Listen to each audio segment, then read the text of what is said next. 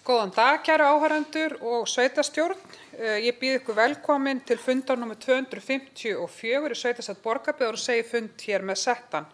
Til fundarins eru mættir Davíð Sigurðsson, Þorsteinn Eyþórsson, Bergur Þorgeirsson, Thelma Dögg Harðardóttir, Kristján Ágúst Magnússon, Sigrún Ólafsdóttir, Bjarney Bjarnadóttir og sem hér stendur Guðveig Lind Eyglóadóttir. Það rétt að geta að það eru þessi varamenn í fjarveru Eðvarðs Ólafs Traustasonar, Evu Margrétar Jónudóttur og Sigurðar Guðmundssonar og Ragnhildur Evu Jónsdóttir. Starfsmenn fundarins eru Lilja Björg Ágústsdóttir, sviðsstjóri fjármála og stjórnsýslusviðs. Sú breyting verður á dagskrá fundar hjá okkur í dag að fasti liðurinn skýrsla sveitarstjóra verður ekki dagskrá sem sveitarstjóri er í sumarleyfi. Forseti óskar jafnframt eftir því að gera eftirfarandi breytingar á auglýstri dagskrá að bætt verði við fundargerð fræðslunefndar Borgarbyggðar nr. 234 og komi undir lið nr. 26. Og ég bið þá fulltrúa sem samþykkja það að gefa merki og það er samþykkt samhljóða. Og þá vindum við okkur í dagskrána og fyrsti liður á dagskrá ber heiti reglur greiðslu lögmannskostnaðar í barnaverndarmálum með málsnúmeru 2312/029 en þann 21. maí síðastliðinn voru lagðar fram tillögur að breytingu reglna á greiðslu lögmannskostnaðar í barnaverndarmálum fyrir velferðarnefnd. Eftirfarandi bókun nefndarinnar samþykkt samhljóða og málinu vísað til endanlegrar ákvörðunar til sveitarstjórnar og forseti gefur orðið laust þennan dagskrárlið. Og þá er enginn sem kveður sig hljóðs og þá liggur fyrir eftirfarandi tillaga bókun sem er svohljóðandi: Sveitarstjórn staðfestir framlega reglur greiðslu lögmannskostnaðar í barnaverndarmálum og ég bið þá fulltrúa sem samþykkja að gefa merki og það er samþykkt samhljóða. Annar dagskrárliður, hann ber heitið kosningar í ráð og nefndir 2022–2026 með málsnúmeru 2205/140 og það eru kosningar samkvæmt samþykktum Borgarbyggðar í júní ár hvert og kosið eftirfarandi embætti. Það er kosning forseta sveitarstjórnar og fyrsta og annan varaforseta til 1 árs, kosning aðalmanna í byggðarráð til 1 árs, kosning varamanna í byggðarráð til 1 árs og kosning 5 fulltrúa aðalfund samtaka sveitarfélaga á Vesturlandi til 1 árs og 5 til vara. Og hvað forseti óskar eftir að fá að kjósa, að leggja upp forsetaembættin saman, ef það er engar athugasemdir við það. Og eftirfarandi er tillaga að forseti sveitarstjórnar til 1 árs verði Guðveig Lind Eyglóadóttir, tillaga að fyrsti varaforseti sveitarstjórnar verði Eva Margrét Jónudóttir og tillaga að annar varaforseti sveitarstjórnar verði Sigurður Guðmundsson og forseti gefur orðið laust þessar tillögur og það er enginn sem kveður sig hljóðs og þá bið ég þá fulltrúa sem samþykkja framangreindar tillögur að gefa merki og það er samþykkt samhljóða. Og þá óskar forseti eftir að fá að kjósa að kosið byggðarráðsmenn saman og það er eftirfarandi tillaga aðalmenn í byggðarráð til 1 árs, svohljóðandi: Davíð Sigurðsson formaður, Guðveig Lind Eyglóadóttir varaformaður, Sigurður Guðmundsson, áheyrnarfulltrúa til 1 árs Bjarney Bjarnadóttir og Thelma Dögg Harðardóttir. Framlögð tillaga varamenn í byggðarráð til 1 árs verði eftirfarandi: Eðvarð Ólafur Traustason, Eva Margrét Jónudóttir og Ragnhildur Eva Jónsdóttir. Vara áheyrnarfulltrúar Logi Sigurðsson og Brynja Þorsteinsdóttir og forseti gefur orðið laust. Og það er enginn sem kveður sig hljóðs og þá bið ég þá fulltrúa sem samþykkja framkomna tillögur að gefa merki og það er samþykkt samhljóða. Og þá óskar forseti eftir að kosið verði tillöguna í heild sinni og fá samþykki. Framlögð tillaga að aðalfulltrúa aðalfund samtaka sveitarfélaga á Vesturlandi verði Sigrún Ólafsdóttir, Eva Margrét Jónudóttir, Bjarney Bjarnadóttir og Brynja Þorsteinsdóttir. Og framlögð tillaga að varamenn aðalfund samtaka sveitarfélaga á Vesturlandi verði Eðvarð Traustason, Þórður Brynjarsson, Logi Sigurðsson og Friðrik Aspelund. Forseti gefur orðið laust þessa tillögu.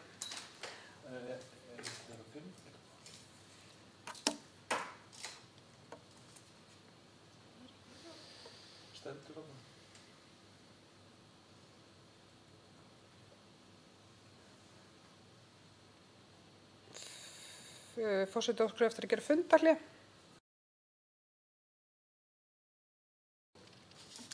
Takk fyrir það. Þá byrjum við aftur. Forseti vill byrja að geta þess að Birgir Andersson varafulltrúi mættur á fundinn. En við ætlum að hinkra með að afgreiða þessa tillögu varðandi aðalfulltrúa og aðalfund samtaka sveitarfélaga meðan við skoðum samþykktirnar þannig að við getum staðfest að örugglega fulltrúa fjöldi sé í samræmi við samþykktir. En við skulum þá áður en við klárum það fara í 3. dagskrárlið sem ber heitið sumarleyfi sveitarstjórnar með málsnúmeri 2206-037 og það lagt til að við sveitarstjórn að fella niður fund sveitarstjórnar í júlí vegna sumarleyfa og fyrsti fundur eftir sumarleyfi verði 15. ágúst.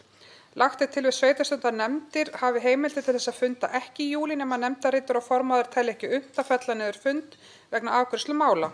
Lagt til að byggðarráði verði heimilað að fækka fundur í júlí þó að þannig 2 fundir verði haldnir í mánuðinum og forseti gefur orðið laust þennan dagskrárlið.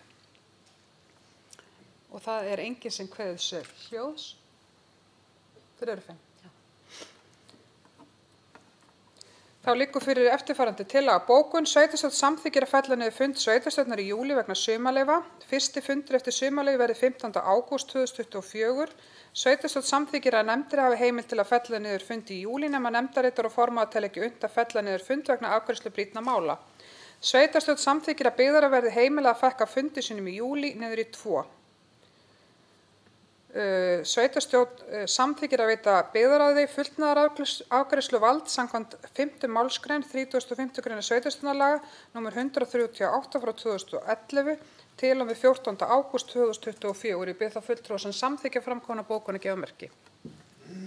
Og það samþykkt samhljóða.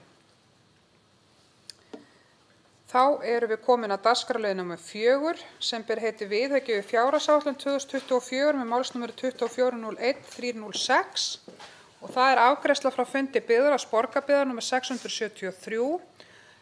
Það framlögð tillaga viðauka við fjárhagsáætlun 2024. Byggðarráð staðfestir fjárheimild vegna niðurstöðu dóms Hæstaréttar í Króksmáli, málsnúmer 18-12-074. Málið og framgangur þess var í gegnum öll dómstig á höndum byggðarráðs og fellur dæmdur kostnaður því beint á sveitarsjóð. Annar aukinn kostnaður kemur til vegna rýnivinnu og fyrirkomulagi sorphirðu vegna þjónustusamnings söfnun dýraleyfa, vinnu við jafnlaunaúttekt og fjárfestingar með hækka vegna samþykkt á veitingu stofnfjárframlags vegna nemendagarða Menntaskóla Borgarfjarðar og vegna biðskilis. Samþykkt samhljóða að hækka fjárheimildir vegna reksturs 10,7 milljónir króna og fjárfestingarramma ársins 19,6 milljónir króna í samræmi við ofangreint. Og forseti gefur orðið laust þennan dagskrárlið. Og það enginn sem kveður sér hljóðs og þá liggur fyrir eftirfarandi tillaga bókun. Lögð fram tillaga viðauka við fjárhagsáætlun ársins 2024 þar sem gert ráð fyrir auknum kostnaði vegna rýnivinnu og fyrirkomulagi sorphirðu og þjónustusamnings vegna söfnunar dýraleyfa fyrir 2,3 milljónir króna, kostnaði við jafnlaunaúttekt fyrir 400.000 krónur og kostnaði vegna dómsmála 8 milljónir króna. Þá gert ráð fyrir kostnaði við frágang biðskila fyrir 2,6 milljónir króna og stofnframlag til nemendagarða MB fyrir 17 milljónir króna. Þessum breytingum á fjárhagsáætlun verður mætt með lækkun á handbæru fé og ég bið þá fulltrúa sem samþykkja framkomna bókun að gefa merki. Og það samþykkt samhljóða.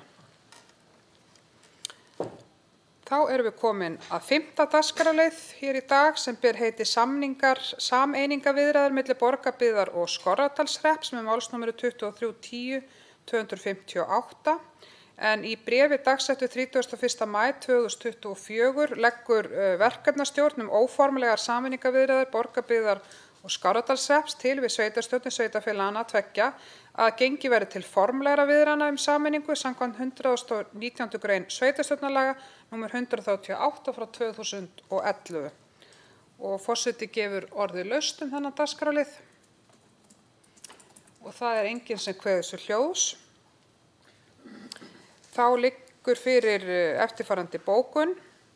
Sveitarstjórn Borgarbyggðar samþykkir fyrir sitt leyti að hefja formlegar sameiningaviðræður við sveitarstjórn Skorradalshrepps samkvæmt 119. grein sveitarstjórnarlaga nr. 138/2011.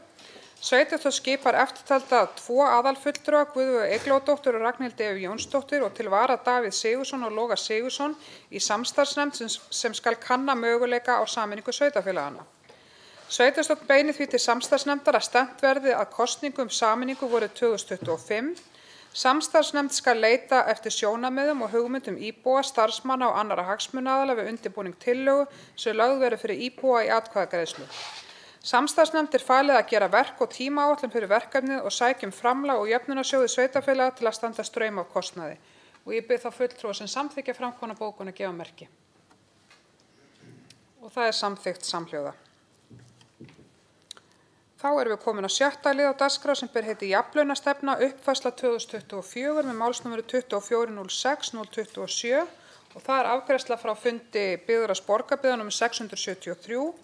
Uppfærð jafnlaunastefna lögð fram í tengslu við endurvottun jafnlaunakerfis. Þetta var framlagt og þakkaði byggðarráð fyrir góða vinnu og vísaði til fullnaðarafgreiðslu í sveitarstjórn. Og forseti gefur orðið laust þennan dagskrárlið. Og það enginn sem kveður svo hljóðs og þá liggur fyrir eftirfarandi tillaga á bóku sem svohljóðandi: Sveitarstjórn staðfesti framlag jafnlaunastefnu með áorðnum breytingum og ég bið þá fulltrúa sem samþykkja að gefa merki. Og það samþykkt samhljóða. Þá erum við komin á 7. dagskrárlið sem ber heitið Hótel Varmaland aðalskipulagsbreyting með málsnúmeru 2302/046. Og það afgreiðsla frá fundi skipulags- og byggingarnefndar nr. 66 og þar segir í bókun: Skipulags- og byggingarnefnd leggur til við sveitarstjórn að samþykkja breytingu á aðalskipulagi borgarbyggðar samkvæmt 32. grein skipulagslaga nr. 123/2010 fyrir sitt leyti. Breytingartillagan tekur til stækkunar á verslunar- og þjónustusvæði S8 0,2 hektara á kostnað íbúðasvæðis I4 og aukningar á nýtingarhlutfalli úr 0,42 í 0,81. Og þetta var samþykkt samhljóða. Og forseti gefur orðið laust þennan dagskrárlið. Og það enginn sem kveður svo hljóðs og það liggur fyrir eftirfarandi tillaga að bókun. Sveitarstjórn samþykkir framlaga breytingu á aðalskipulagi sveitarfélagsins samkvæmt 32. grein skipulagslaga. Breytingin tekið til stækkunar á verslunar- og þjónustusvæði S8 0,2 hektara á kostnað íbúðasvæðis I4 og aukningar á nýtingarhlutfalli úr 0,42 í 0,81 og ég bið þá fulltrúa sem samþykkja framkomna bókun að gefa merki. Og það samþykkt samhljóða. Þá erum við komin að 8. dagskrárlið sem ber heitið Eskiholtsskógur umsókn aðalskipulagsbreytingu með málsnúmeru 2405/301 og það afgreiðsla frá sama fundi skipulags- og byggingarnefndar nr. 66 og þar segir í bókun nefndarinnar: Skipulags- og byggingarnefnd leggur til við sveitarstjórn að samþykkja breytingu á aðalskipulagi borgarbyggðar sem felst í að aflétta landnotkun frístundabyggðar F37 úr 8,2 hekturum svæðis og eftirstandi landbúnaðarland. Breytingin gerð samkvæmt 2. málsgrein 36. greinar skipulagslaga nr. 123/2010 og niðurstaðan skal auglýst og breytingin send Skipulagsstofnun til staðfestingar og þetta var samþykkt samhljóða í skipulags- og byggingarnefnd og forseti gefur orðið laust þennan dagskrárlið. Og það enginn sem kveður svo hljóðs og þá liggur fyrir eftirfarandi tillaga að bókun. Sveitarstjórn samþykkir framlaga breytingu á aðalskipulagi sveitarfélagsins fyrir Eskiholtsskóg samkvæmt 2. málsgrein 36. greinar skipulagslaga. Landnotkun á 8,2 hektara svæði breytt úr frístundabyggð F37 í landbúnaðarland. Niðurstaðan skal auglýst og breytingin send Skipulagsstofnun til staðfestingar. Og ég bið þá fulltrúa sem samþykkja framkomna bókun að gefa merki. Og það samþykkt samhljóða. Þá erum við komin að 9. dagskrárlið sem ber heitið Samræmd móttaka flóttafólks með málsnúmeru 2303/023 og það afgreiðsla frá fundi byggðarráðs borgarbyggðar nr. 670 og þar segir í bókun: Framlagður þjónustusamningur milli félags- og vinnumálaráðuneytisins, Vinnumálastofnunar borgarbyggðar samræmda móttöku flóttafólks. Samningur lítillega uppfærður miðað við afgreiðslu frá fundi 248, fundi sveitarstjórnar altså, en breyting felst aðallega í því að staðfestur fjöldi notenda, allt að 140 og uppgjörsferill hefur verið einfaldaður. Byggðarráð samþykkti framlagða samning og fól sveitarstjóra að undirrita með fyrirvara samþykki sveitarstjórnar. Og forseti gefur orðið laust þennan dagskrárlið. Og það enginn sem kveður svo hljóðs og þá liggur fyrir eftirfarandi tillaga bókun. Sveitarstjórn staðfesti framlagða samninga milli félags- og vinnumálaráðuneytisins, Vinnumálastofnunar borgarbyggðar samræmda móttöku flóttafólks með gildistíma frá 1. janúar 2024 til 30. júní 2024 með heimild til framlengingar 6 mánuði til viðbótar, það að segja til 31. desember 2024 með áörnum breytingum og ég bið þá fulltrúa sem samþykkja að gefa merki. Og það er samþykkt samhljóða. Þá erum við komin að 10. dagskrárlið sem ber heitið skip 6710. Beiðni áritun á skjal að nýta ekki forkaupsrétt með málsnúmeri 2405/036 og það er afgreiðsla frá fundi byggðarráðs Borgarbyggðar 670 og þar segir í bókun framlög yfirlýsingum að Borgarbyggð afsali sér forkaupsrétt að Hvítá MB 7 samanber lög stjórn fiskveiða nr. 116/2006, 12. grein 3. málsgreinar. Byggðarráð samþykkir að Borgarbyggð afsali sér forkaupsrétt að Hvítá MB 7 og felur sveitarstjóra að undirrita með fyrirvara samþykki sveitarstjórnar. Og forseti gerir orðið laust þennan dagskrárlið. Og það er enginn sem kveður sér hljós og þá liggur fyrir eftirfarandi tillaga bókun. Sveitarstjórn staðfestir afgreiðslu byggðarráðs að afsala sér forkaupsrétt að Hvítá MB 7 og ég bið þá fulltrúa sem samþykkja að gefa merki. Og það er samþykkt samhljóða. Þá erum við komin að 11. lið í dagskráni í dag sem ber heiti launagreining með málsnúmeri 2404/226 og það er afgreiðsla frá fundi byggðarráðs nr. 670 og þar er framlagt tilboð frá Ráði EHF í innri úttekt vegna vinnu við launagreiningu hjá Borgarbyggð í tengslum við uppfærslu á jafnlaunavottun. Byggðarráð samþykkti framlagt tilboð og vísaði til fjármögnunar til viðauka við fjárhagsáætlun sem við höfum nú reyndar þegar í dag samþykkt hér. En forseti gefur engu að sér orðið laust. Og það er enginn sem kveður sér hljós og þá liggur fyrir eftirfarandi bókun. Sveitarstjórn staðfestir ákvörðun byggðarráðs að taka framlögðu tilboð fyrir Ráð EHF inn í innri úttekt við vinnu á launagreiningu hjá sveitarfélaginu. Ég bið þá fulltrúa sem samþykkja að gefa merki. Og það er samþykkt samhljóða. 12. liður á dagskrá ber heiti Grenihlíð 3 Varmalandi stækkun lóðar fyrirspurn með málsnúmeri 2302/057 og það er afgreiðsla frá fundi byggðarráðs Borgarbyggðar nr. 670.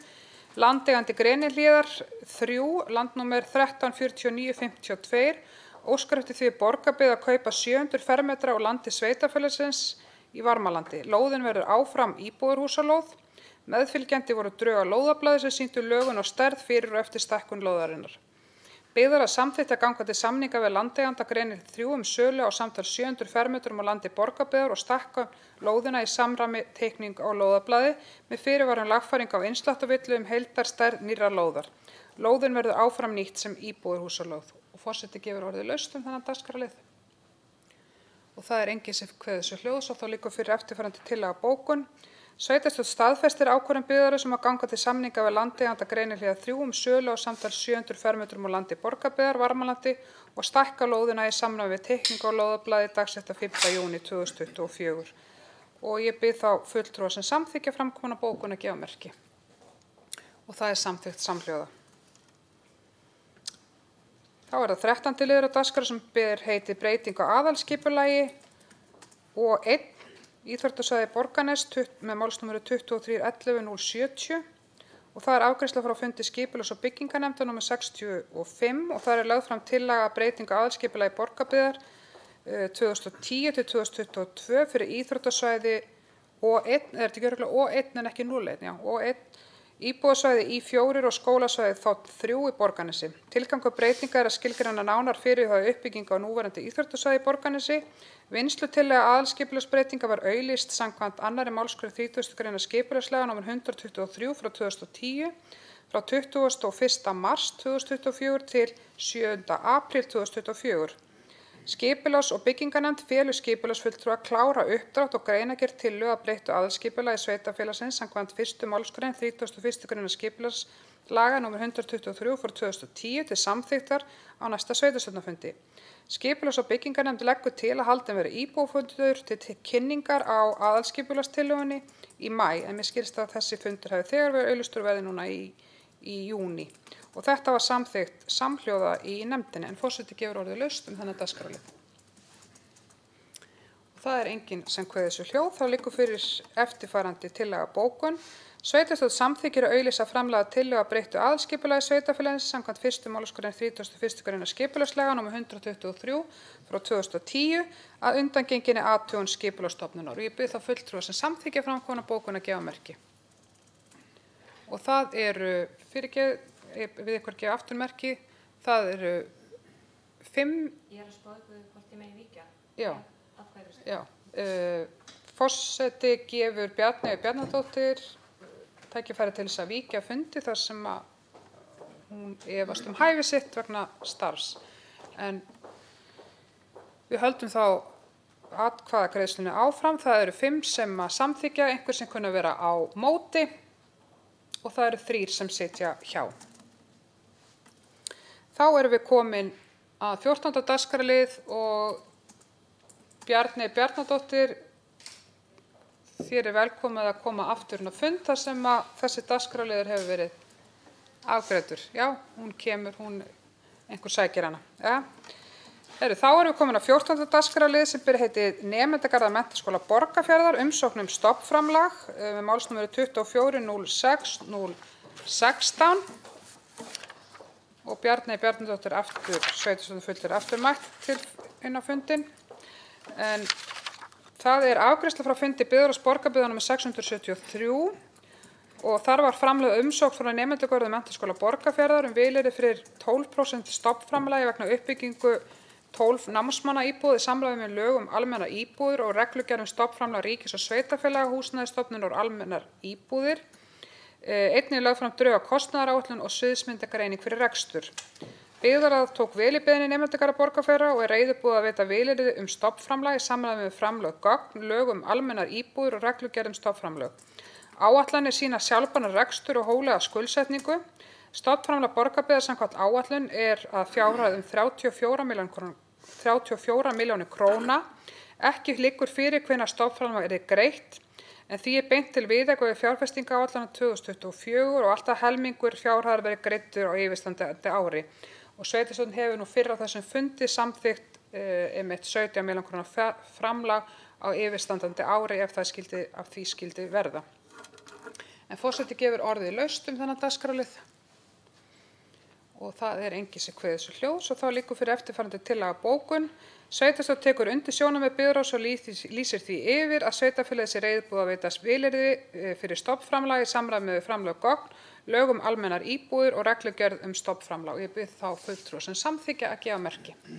Og það er samþykkt samhljóða. Og forseti getur eiginlega ekki annað en bara lýst ánægju sinni með að þetta samstarfsverkefni Brákarhlíðar, Menntaskóla Borgarfjarðar og Borgarbyggðar sé hafið og þá var einmitt tekin, eins og einhverju kannski tekið eftir, var fyrsta skóflustungan af þessari byggingu tekin núna síðastliðna helgi. Já, þá erum við komin að 15. dagskrárlið sem ber heitið Fjölnota íþróttahús, knatthús með málsnúmeru 23.03.105 og það er afgreiðsla frá fundi Byggðarráðs Borgarbyggðar nr. 673 og það er framlög uppfærð kostnaðaráætlun hönnuð vegna Fjölnota íþróttahús knatthús. Þar var framlög kostnaðaráætlun sem hafði tekið breytingum í samræmi við þróun verðlags, uppfærslu og upphaflegri hönnun, kostnaðargrunni og fleira. Ekki það ástæða til að breyta samþykktir í fjárheimild fyrir yfirstandandi ár.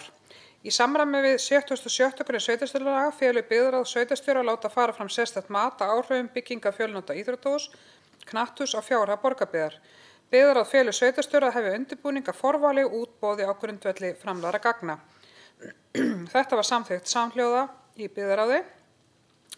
Jafnframt lagði Byggðarráð til að þann 19. júní yrði áformað opið hús til kynningar á deiliskipulagi fyrir íþróttasvæðið. Jafnframt farið þar fram kynninga áformuðu Fjölnota íþróttahúsi knatthúsi vegna umfangs deiliskipulagsverkefnisins. Ákvað Borgarbyggðar að láta vinna vinnslutillögu og hefur hún verið til kynningar og umsagnar í skipulagsgátt. Í framhaldi af íbúafundi verður deiliskipulagstillagan lögð fyrir sveitarstjórn. Í kjölfarið er áætlað að hún verði auglýst í skipulagsgátt og gefst þá lögbundinn frestur til að skila athugasemdum við sjálfa deiliskipulagstillöguna. Bjarneyju Bjarnadóttir hefur vikið af fundi undir þessum dagskrárlið. Forseti taka það sérstaklega fram. En forseti gefur orðið laust og Thelma Harðardóttir óskar eftir að taka til máls. Gjörðu svo vel, Thelma.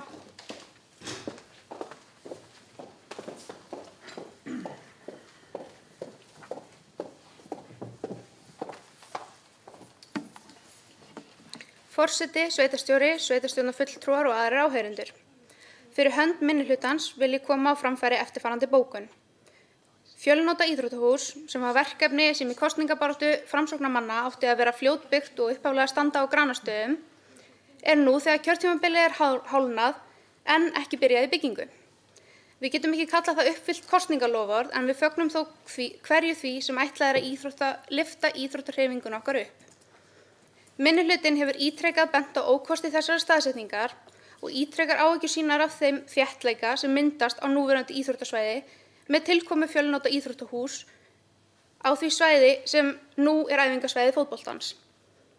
Engin möguleiki á viðbyggingum eða stækkunum nokkrum toga í þessum þéttleika og ætti slíkt fyrirkomulag aldrei að vera leiðarljósið í vaxandi sveitarfélagi. Það okkar mat að hús af þessum toga ætti að byggja nær nýrri byggðum Borgarness og dreifa þannig umferðarálagi, auka útivistar og íþróttamöguleika á fleiri svæðum innan þéttbýlisins og hugsa íþróttahreyfinguna í stærra samhengi en að troða henni inn á nú þegar þröngt svæði. Íþróttahreyfingin í Borgarbyggð á það hreinlega skilið að hugsa sér til hennar með stórum væntingum og bjartari framtíð en þetta. Það mat minnihlutans að hér hafi samráð við íþróttahreyfinguna ekki verið eins og best á kosið, svo vægt sé til orða tekið. Það ætti öllum að vera ljóst að ekki ríkir sátt þessa forgangsröðun við uppbyggingu íþróttamannvirkja.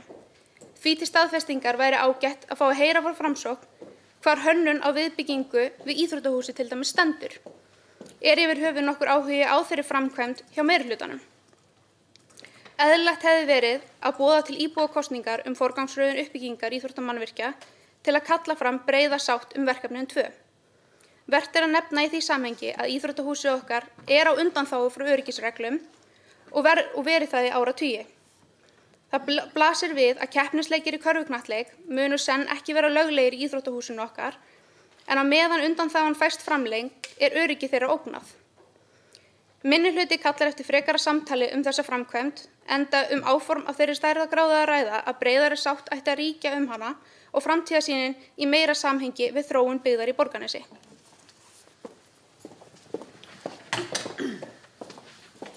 Takk fyrir það, Thelma Harðardóttir, og forseti gefur ennþá orðið laust. Davíð Sigurðsson, gjörðu svo vel.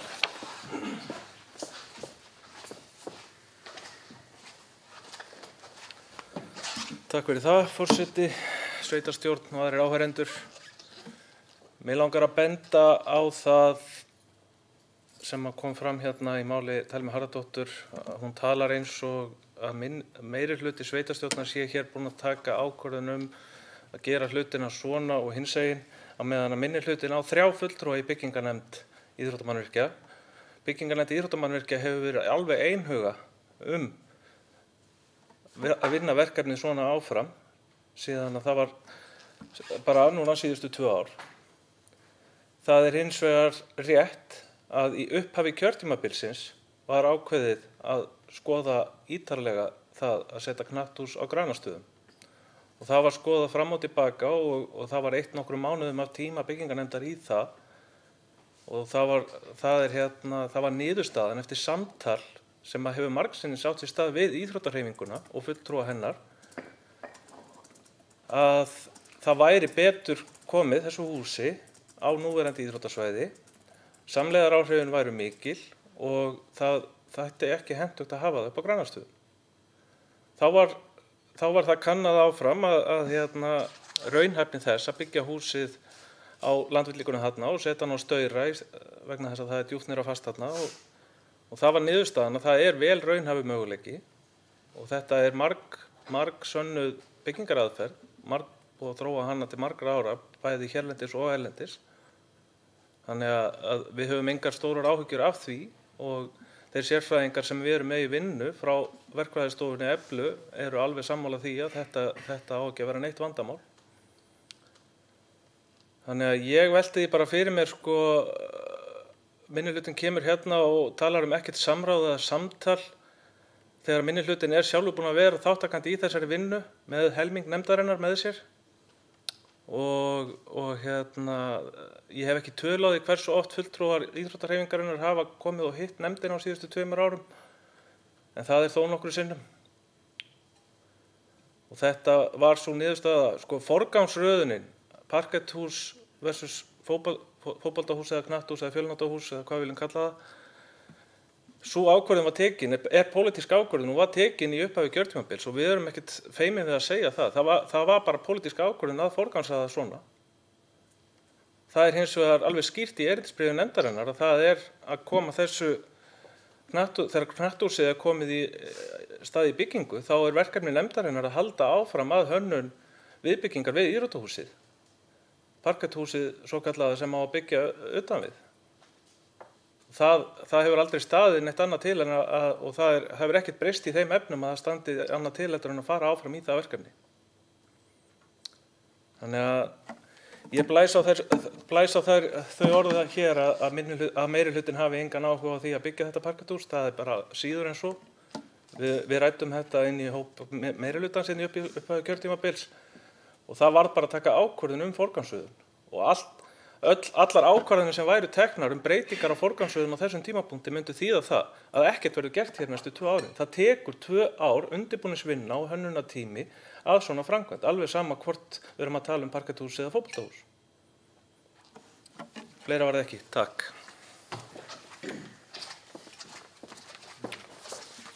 Takk fyrir það, Davíð Sigurðsson. Orðið ennþá laust undir þessum dagskrárlið. Kristján Ágúst Magnússon, gjörðu svo vel.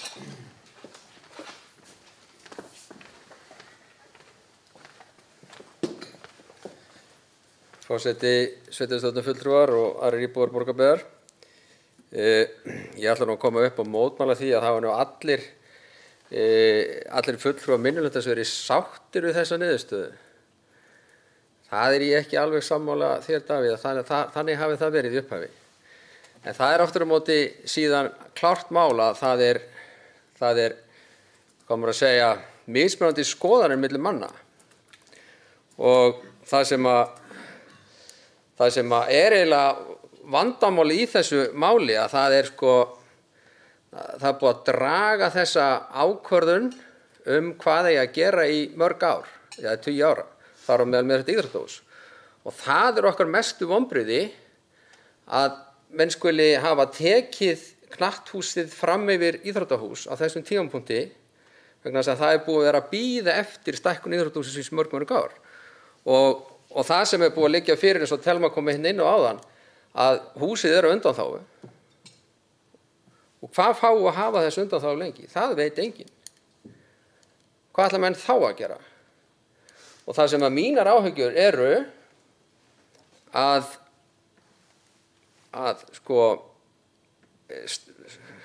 sveitarfélagið, ef að það lendir svona framkvæmd stór, við vitum það.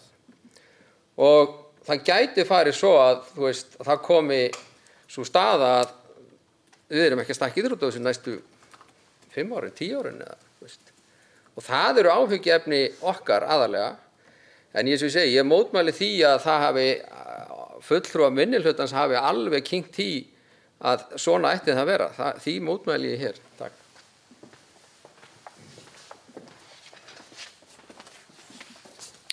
Takk fyrir það, Kristján Magnússon. Orðið ennþá laust undir þessum dagskrárlið. Davíð Sigurðsson.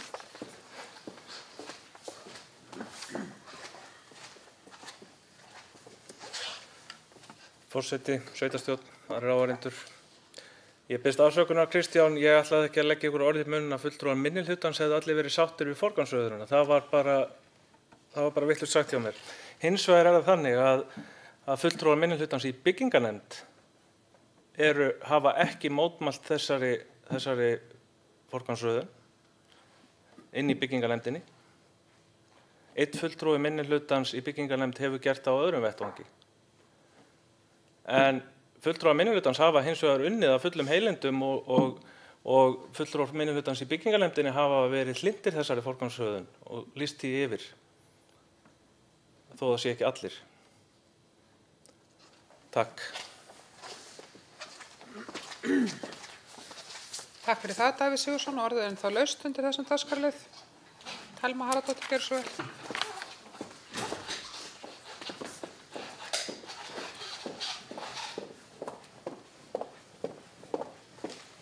Forseti, sveitarstjóri, aðrir áheyrendur, mig langar náttúrulega að byrja á því að segja að minnihlutin þó að við störfum vel saman og þá erum við 3 ólíkir flokkar í minnihluta og innan minnihlutans eru ólíkar skoðanir. Ég vil benda á það að þó að forgangsröðunin allavega hálfu Vinstri grænna hefur ekkert endilega verið bitbein og ég myndi frekar vilja leggja það meira í hendur íbúa með íbúakosningu eða eitthvað slíkt og sakna þess að það hafi ekki verið enn og meira samráð við íbúa, sem kannski að birtast okkur núna þegar að þessar framkvæmdir færast nær okkur, að þá sjáum við að það ekki hrein og bein sátt.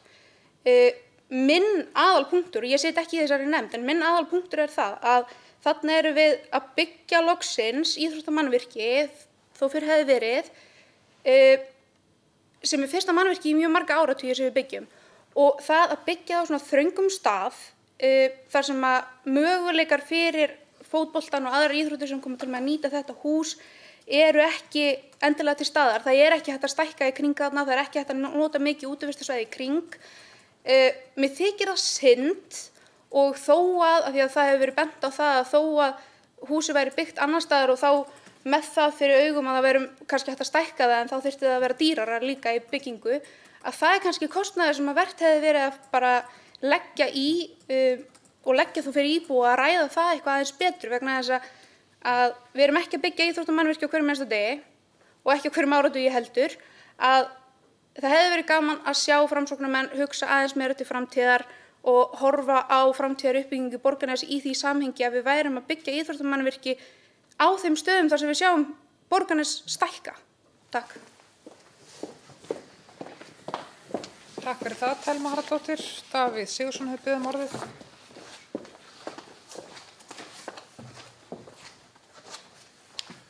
Já, ég ætla svo sem ekki að þræta mikið lengur þetta en sko staðan nú bara sú að á síðasta kjörtímabili var hér annar meirihluti við störf og það starfandi uppbyggingarnefnd íþróttamannvirkja í 4 ár. Það var öllu síðasta kjörtímabili eitt í það að velta fyrir sér staðsetningu og forgangsröðun á uppbyggingu íþróttamannvirkja. Ekkert gerðist, ekki neitt. En það búið að eyða meira en 4 árum. Það sennilega búið að eyða 10 árum í að velta fyrir sér hvernig menn ætla að gera þetta. Það varð að taka ákvörðun. Ákvörðunin var bara tekin og við ætlum bara að standa við hana. Takk. Takk fyrir það, Davíð, og orðið ennþá laust þennan dagskrárlið.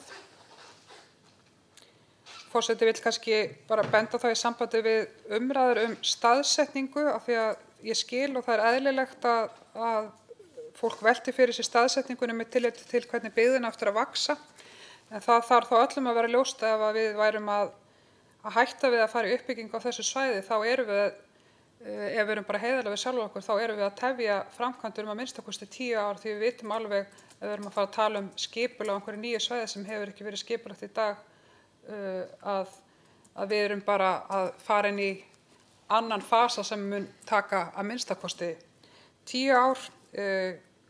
Ég vona að við séum öll, getum bara glaðst yfir því að það sé þó verið að fara í það að byggja bæði fjölnota knatthús og parkethús.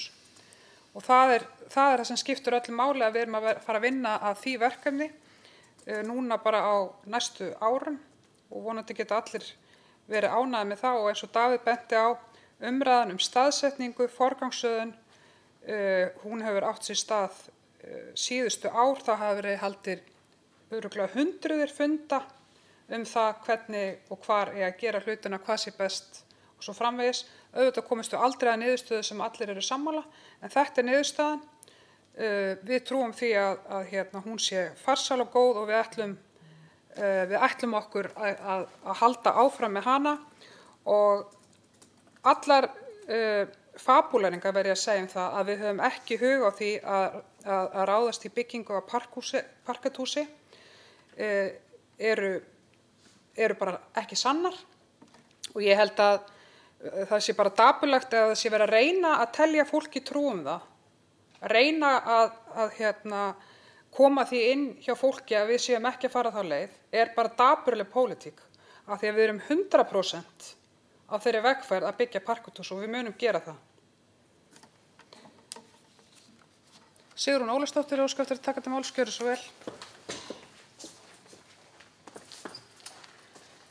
Forseti, sveitarstjórn, aðrir áhorfendur.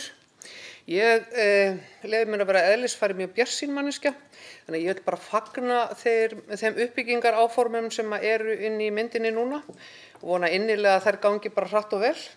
Við munum klára þetta boltahús, hitt allt saman í undirbúningi varðandi íþróttamannvirkin eða íþróttahúsið. Annað sem ég langar einmitt að nefna líka, það varðandi staðsetningu og uppbyggingu. Ég held að við getum öll verið sammála það að íþróttamannvirki á þessu svæði vantar okkur stærra og meira pláss. Skólinn jú upp á holtinu, íþróttahúsið og sundlaugin okkar á sínum stað og ég upplifi það mjög sterkt bæði á samtölum við íbúa, jafnt sem í dreifbýli og þéttbýli og held ég þvert á flokka að það vantar meira pláss. Fólk að keyra út úr sveitarfélaginu og það í raun og veru bara umfram eftirspurn eftir tíma og plássi eins og og á þessu svæði. Og að því ég nefndi í byrjun ég væri mjög bjartsýn, að þá ætla ég að vera það áfram. Og mér finnst þetta að vera bara alveg óháð því sem við ætlum að fara að gera í framtíðinni. Því ég held að framtíðar uppbyggingarsvæðið fyrir íþróttamannvirki og skóla og bara fleiri innviði, það klárlega ofar í sveitarfélaginu. Hins vegar, ef við ætlum að fara að slíta þetta úr samhengi og gera eitthvað þar núna, þá það að vera að tefja okkur. Þannig að ég held að við höfum bara að vera stórhuga, fagna þessum framkvæmdum og bjóða bara allar þær framkvæmdir velkomnar í neðri bæinn. Hitt síðan bara framhaldið, því að sjálfsögðu erum við bara hér í vaxandi sveitarfélagi og verum bara bjartsýn og horfum fram á veginn og fögnum þeirri uppbyggingu sem framundan Takk. Takk fyrir það, Sigrún. Kristján Magnússon, gjörðu svo vel.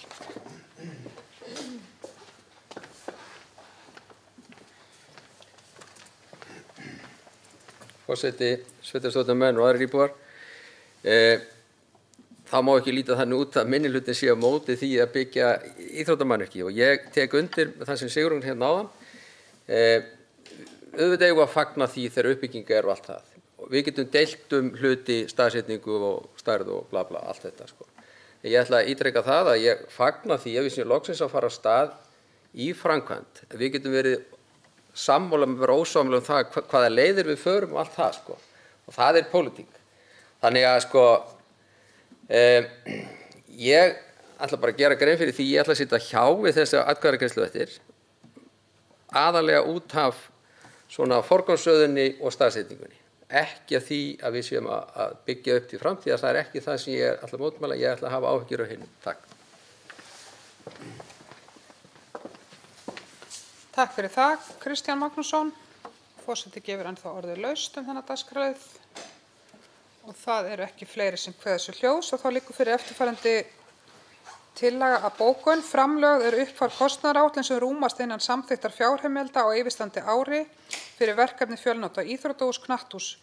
Sveitarstjórn samþykkir fari verið í lögboðið mat á áhrifum verkefnisins á fjárhag sveitarfélagsins og að undirbúningur forvals hefjist og ég bið þá fulltrúa sem samþykkja framkomna bókun að gefa merki. Einhverju sem kunna vera á móti, 3 sem sitja hjá. 5 sem samþykkja og 3 sem sitja hjá. Þá erum við komin í dagskrárlið nr. 16 og það myndi kannski eitthvað sækja Bjarnheiði Bjarnadóttur og bjóða hann aftur að koma inn á fundinn. En 16. dagskrárliður ber heitið Húsnæðisáætlun 2024 með málsnúmeri 2402-021 og það afgreiðsla frá fundi Byggðarráðs Borgarbyggðar nr. 673. Húsnæðisáætlun Borgarbyggðar fullunnin lögð fyrir Byggðarráð.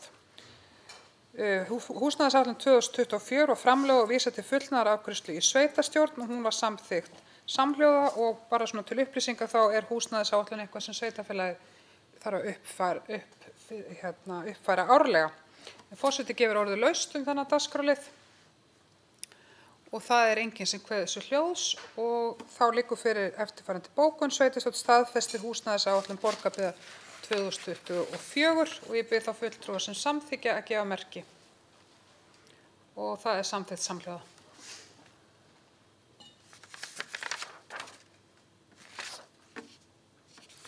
Þá erum við komin að síðasta afgreiðsluleið hér í dag áður en við förum í fundargerðirnar og það er 17. dagskrárliður sem ber heitið Listamanneskja Borgarbyggðar 2024 með málsnúmeri 2405-282 og það er afgreiðsla frá fundi Byggðarráðs Borgarbyggðar nr. 673, umræða fyrirkomulag vals á Listamanneskju Borgarbyggðar 2024.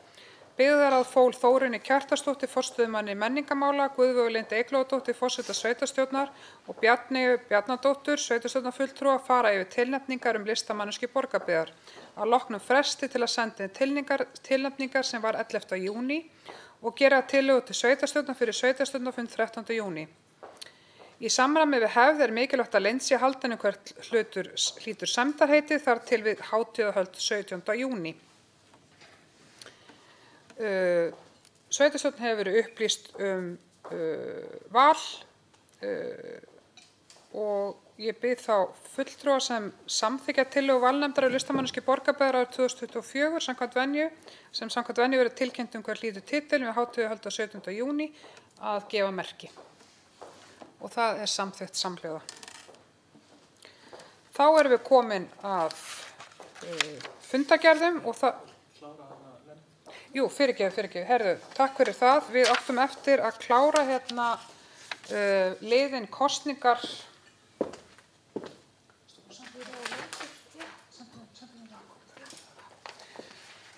Já, takk fyrir það. Við áttum eftir að klára dagskrárliðin kosningar í ráð og nefndir. Við vorum þurftum að uppfæra skal ég segja, það er sem sagt tillögur aðalfulltrúa, aðalfund samtaka sveitarfélaga á Vesturlandi.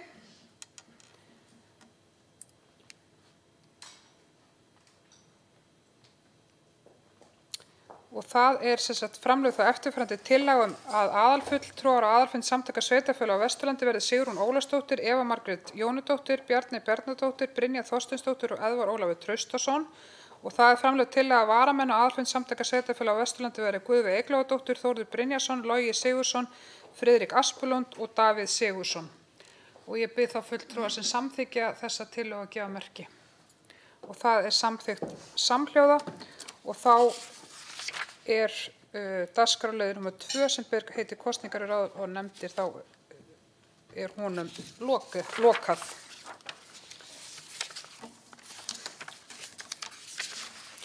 En það er dagskrárliður nr. 18, það er fundargerð Byggðarráðs Borgarbyggðar frá fundi nr. 670 og forseti gefur orðið laust þá fundargerð og það er enginn sem kveður svo hljóðs og þá telst sú fundargerð framlögð.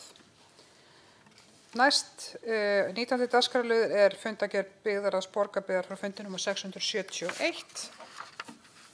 Forseti gefur orðið laust þá fundargerð. Það er enginn sem kveður svo hljóðs og þá telst hún framlögð. 20. liður á dagskrá er fundargerð Byggðarráðs Borgarbyggðar frá fundi nr. 672. Forseti gefur orðið laust. Það er enginn sem kveður svo hljóðs og þá telst hún framlögð. Síðasta fundargerð Byggðarráðs á þessum fundi sem er framlögð frá fundi nr. 673 og forseti gefur orðið laust þá fundargerð. Það er enginn sem kveður svo hljóðs og þá telst svo fundargerð framlögð. Þá erum við komin að dagskrárlið nr. 22 sem er fundargerð skipulags- og byggingarnefndar frá fundi nr. 66 í nefndinu og ég bið formann nefndarinnar Davíð Sigurðsson að koma hér og fara yfir fundargerðina með okkur. Gjörðu svo vel, Davíð. Já, takk fyrir það, forseti, sveitarstjórn og aðrir áhorfendur. Þessi fundur skipulags- og byggingarnefndar var með 9 afgreiðsluliði. Fyrsti liður var Digranesgata 4B, fyrirspurn skipulagsmál. Það var fyrirspurn frá Veitum sem reka dælustöð bakvatns hitaveitu á Digranesgötu 4B sérmerkingu á einu bílastæði að sunnanverðu við dælustöðina. Mikilvægt sé að komast óhindrað á húsinu til eftirlits og viðhalds. Nefndin samþykkti að gerð yrði breyting í samræmi við beiðni Veitna. Númer 2 var Sigmundarstaði, Mælimastur og Grjóthálsi, umsókn deiliskipulag. Lögð var fram tillaga að nýju deiliskipulagi fyrir mælimastur á Grjóthálsi. Deiliskipulag þetta tók til uppsetningar á tímabundnu mælimastri til vindrannsókna. Tillagan samræmist gildandi aðalskipulagi. Lýsing deiliskipulagsins var frá 21. mars til 7. apríl og óskað var eftir umsögnum lögbundinna umsagnaraðila. Og meðfylgjandi voru þær umsagnir og ábendingar sem bárust á kynningatíma ásamt svarbréfi hönnuð á landeiganda. Nefndin samþykkti að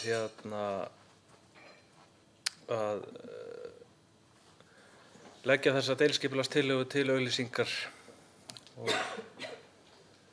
Þriðji dagskrárliður Borgarbraut 47, fyrirspurn skipulagsmál, það var fyrirspurn frá Eiríki J. Ingólfssyni EHF skipulag á lóðinni Borgarbraut 47 í Borgarnesi. Á lóðinni nú þegar 70 fermetra einbýlishús frá árinu 1916, en hann kynnti fyrir okkur hugmyndir að minni húsum sem hann hefur áhuga á að byggja þarna, og nefndin tók jákvætt í fyrirspurnina, leist vel á þessar hugmyndir sem Eiríkur lagði fram og fól skipulagsfulltrúa að vinna málið áfram, sem að þýða á endanum verður trúlega tillagan grenndarkynnt fyrir aðliggjandi nágrönnum, þar sem ekki deiliskipulagi gildi á svæðinu. Fjórði dagskrárliður Háreksstaðir, umsókn byggingarleyfi frístundahús, og það var búið að grenndarkynna byggingarleyfi á frístundahúsi í landi Háreksstaða, og grenndarkynnt hafði verið fyrir nágrönnum sem hagsmuna átt að gæta og óskaði eftir umsögnum í gegnum skipulagsgátt. Athugasemdir bárust á kynningartíma og hefur byggingareit verið breytt í samræmi við ábendingar sem komið fram á kynningartíma. Fimmti liður Jónstún, umsókn byggingaráform á byggingarleyfi. Það var umsókn byggingarleyfi fyrir 46 fermetra gestahús á lóðinni Jónstún. Þessu var vísað til skipulags- og byggingarnefndar, en engin mannvirki eru til staðar á lóðinni sem tún og ekki til deiliskipulag á svæðinu. Samkvæmt aðalskipulagi lóðin á landbúnaðarsvæði, á grannsvæði vatnsverndar og flokkast undir mjög gott ræktunarland í flokkun landbúnaðarlands endurskoðunar aðalskipulagsins. Og skipulags- og byggingarnefndin sem fór þá hafnaði þar að leiðandi framlagðri óskum byggingarleyfi gestahús á Jónstúni, þar sem landið flokkast undir gott ræktunarland.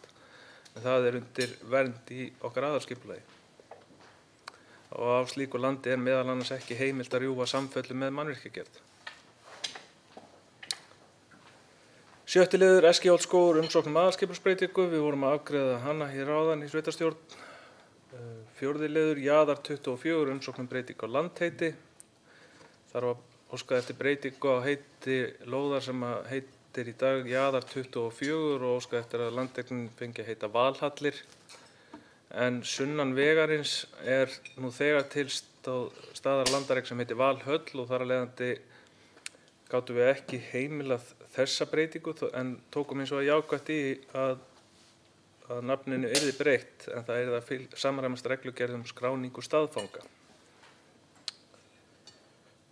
Áttundi liður Hótel Varmaland aðalskipulagsbreyting, við afgreiddum hana hér áðan, og svo var lögð fram til kynningar loka skýrsla úr Smoothísverkefninu, Sögutorgin, þéttbýlisgreining, og hún var fyrst og fremst lögð fram til kynningar þarna og var samþykkt að taka hana til frekari umræðu á næsta fundi nefndarinnar.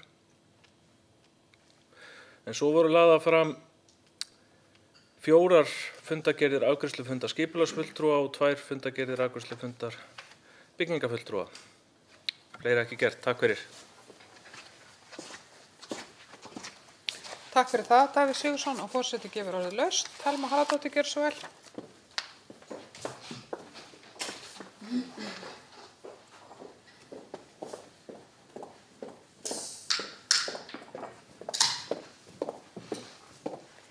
Forseti, sveitarstjóri, sveitarstjórnarfulltrúar og aðrir áheyrendur. Ég kveð mér hljóðs undir lið 2 og langar að byrja á því að taka undir þær bókanir sem fulltrúar minnihlutans lögðu fram undir þessum dagskrárlið á fundinum sjálfum. Mér langar að beina 2 spurningum til formanns skipulagsnefndar, hvort að formanni finnst ákvörðunin taka tillit til þeirra umsagna sem bárust að einhverju leyti, því þær eru flestallar, allan þeir sem koma frá íbúum á þessu svæði, svona með við minn lestur vera frekar neikvæðir í garð þessa deiliskipulagsbreytingar, og hvort með þessu sé meirihluti Framsóknar að víkja frá þeirri stefnu sem að var mörkuð á fyrra kjörtímabili, þar sem talað var að bíða með svona ákvarðanir þar til að heildrænni lög væri komin frá Alþingi eða stefnumörkun sveitarfélagsins væri komin fram í nýju aðalskipulagi.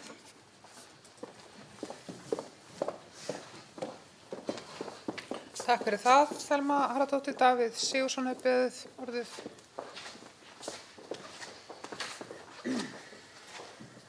Já, takk fyrir það, forseti, sveitarstjórn, aðrir áheyrendur.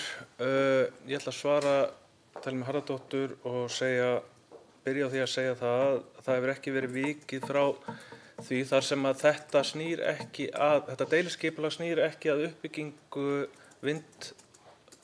vindmylla eða vindorkugarðs eða hvað menn vilja kalla það.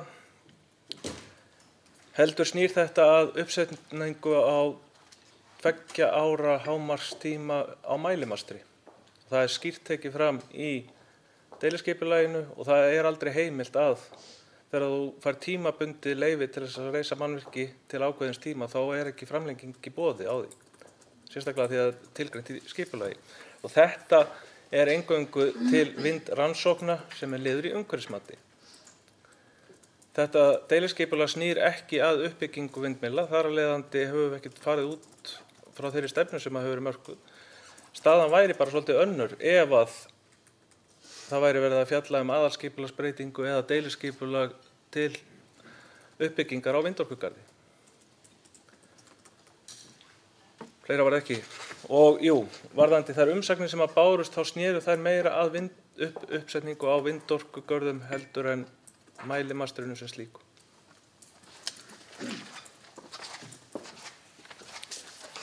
Takk fyrir það, Davíð, og orðið er ennþá laust þennan fundargerð skipulags- og byggingarnefndar.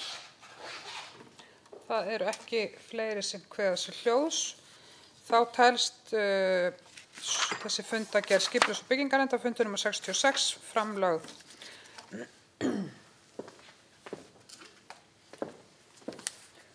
Forseti ætla þá að fara hér yfir tvær fundargerðir velferðarnefndar.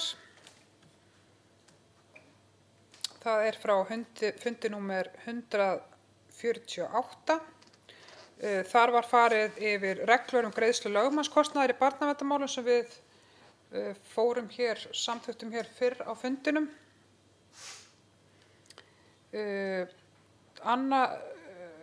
Fyrsti dagskrárliður var trúnaðarbók sem sjálfsögðu fer ekki hér inn undir nein gögnum með.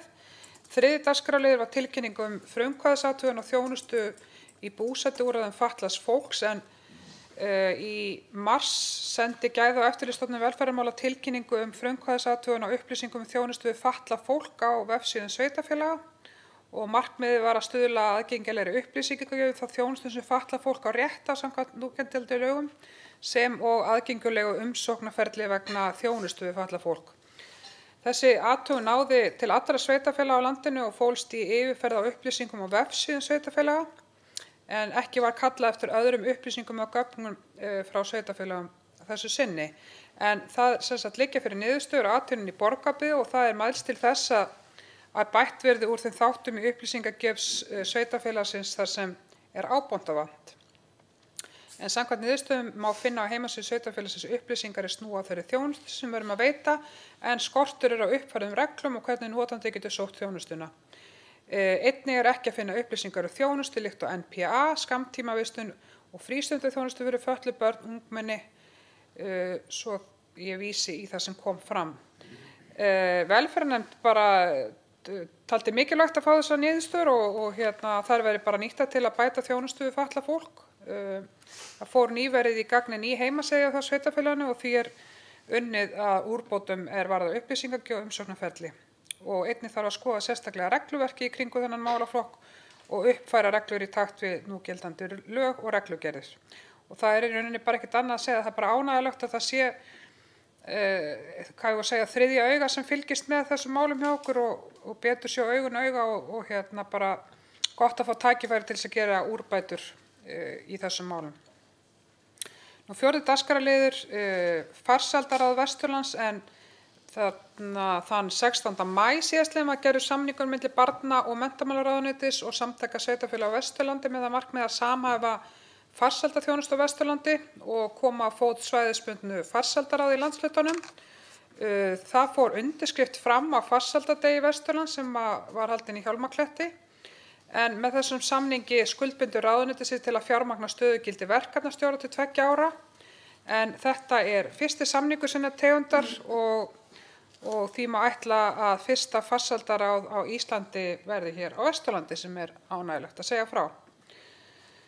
Og velferðarnefndin tók auðvitað jákvætt í þetta og telur bara tækifæri fyrir Borgarbyggð að farsældarráði verið komið á og það komist til með að stuðla að frekari innleiðingu á samþættingu í þágu farsælda barna.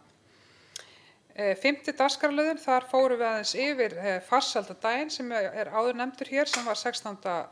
maí. Hann var haldinn hér í Hjálmakletti eins og áður sagði, þar sem lykilaðilar frá öllum helstu þjónustustofnunum koma samþætti og þjónustu í þágu farsælda barna hittust. Þetta voru 120 manns sem mættu hér í Hjálmaklett og þetta var mikill og góður vinnudagur. Ég hef heyrt í mikið af fólki sem var hérna og gríðarlega ánægja með þá vinnu sem átti sér stað. Það var bara mikil áhersla lögð á þverfaglegt samtal á verkefninu sem að mun svo skila sér áfram í innleiðingu. En samtök sveitarfélaga á Vesturlandi stóðu fyrir deginum og KPMG að undirbúningi ásamt stjórnendum í velferðarþjónustu Borgarbyggðar á Akranesi og eins og áður sagði, þetta tókst alveg gríðarlega vel og við eigum svo eftir að fá sveitarfélaginu í rauninni eftir að fá svona samantekt niðurstöðum á þessum fundi. Nú 7. liður á þessum fundi ber heiti Félagsstarf aldraðra og það er skemmtilegt verkefni sem við erum farin af stað með, sem spratt nú reyndar svona upp úr hugmynd sem spratt upp eftir heimsókn velferðarnefndar í Ölduna, en hér í Borgarbyggð hefur verið unnið að því bara jafnt og þétt að auka félagsstarf aldraðra. Og á fundi með formönnum félag eldri borgara og öldungaráði síðastliðið haust var meðal annars sagt hvað mætti bæta þegar kemur að félagsstarfinu. Margar góðar hugmyndir komið fram, meðal annars hvort hægt er að koma á smíðaaðstöðu.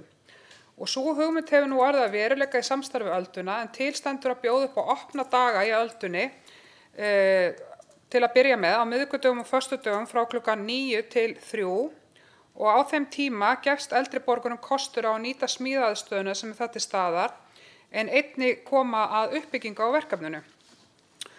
Nú nýverið var einnig sett upp gróðurhús og býðst eldri borgurum einnig tækifæri til að koma að gróðurrækt. Með þessu samstarfi eldri borgara og þeirra sem sækja Ölduna gefst tækifæri til að auka samveru og njóta góðs félagsskapar og þeirra tækifæri sem samstarfið býður upp á. Og við erum bara í velferðarnefnd sérstaklega ánægð með þetta samstarf og ég held að við séum að fara svolítið nýjar og skemmtilega leiðir inn í framtíðina með þessu samstarfi og samanber það sem við erum líka að gera með byggingu á nemendagörðum og íbúðum fyrir eldri borgara. Og velferðarnefnd fagnar þessu samstarfi og sem að skildi eiga sér núna stað milli stofnana í Borgarbyggð og telur verkefni sem þetta gott dæmi um hvernig stofnanir geta aukið þjónustu án mikilla tilkostnaðar. Og það ber sérstaklega að þakka forstöðumönnum stofnana fyrir að taka svona vel í þetta verkefni og koma því á laggirnar. 7. og síðasti dagskrárliður á þessum fundi velferðar var dagskrárliður sem ber heiti Velferðarþjónustu á Vesturlandi, en það er þannig að stjórnendur í velferðarþjónustu á Vesturlandi hafa náttúrulega í tengslu við bara það aukið samtal sem hefur átt sér stað rætt verið þess að stofna hóp stjórnenda í velferðarþjónustu á Vesturlandi í þeim tilgangi að koma upp öflugu teymi sem samræmi umfjöllun mála og viðbrögð við hinum ýmsu erindum, auk þess að skapa vogarafl í velferðarþjónustu á Vesturlandi. Slíkt samstarf gæti verið tímasparnandi í vinnu fyrir stjórnendur og eykur speglun á málefni og aðgerðir.